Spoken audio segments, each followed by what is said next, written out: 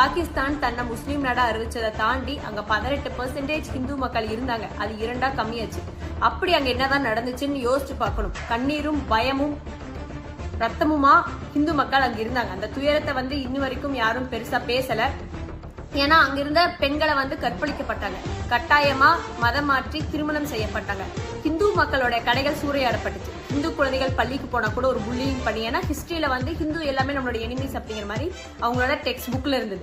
இத்தனை பிரச்சனைகளை தாண்டி இப்ப 2% ஹிந்துக்கள் தான் பாகிஸ்தான் இருக்காங்க. அப்படிப்பட்ட பாகிஸ்தான் நாட்டுல தீவிரவாதம் தலைவிரித்து ஆடி தீவிரவாதிகளுக்கு பாதுகாப்பு கொடுத்து வச்சுட்டு இருந்தாங்க. அங்கிருந்து வந்த தீவிரவாதிகள் இங்க இருக்கிற ஹிந்து மக்களை சுட்டு, அப்பாவி ஹிந்து மக்களை சுட்டு, அதையும் போய் உங்க மோடி கிட்ட சொல்லுங்கன்னு சொல்லி அனுப்பிச்சா நம்ம அதுக்கு பதிலடி கொடுக்கற விதமா தீவிரவாதிகள் அமைப்புகள் இருந்த கேம்புகளை மட்டும்தான் தாக்கணும். ஆனா அதுக்கு பாகிஸ்தான் என்ன பண்ணாங்க, திருப்பியும் இங்க இருக்கிற ஆர்மி மேலையும் பொதுமக்கள் மேலையும் தாக்குதல் நடத்தினாங்க. அதுக்கு பதிலடி கொடுக்கற விதமா திருப்பியும் இங்க இருந்த இந்தியன் ஆர்மி அங்க தாக்குதல் நடத்தினாங்க.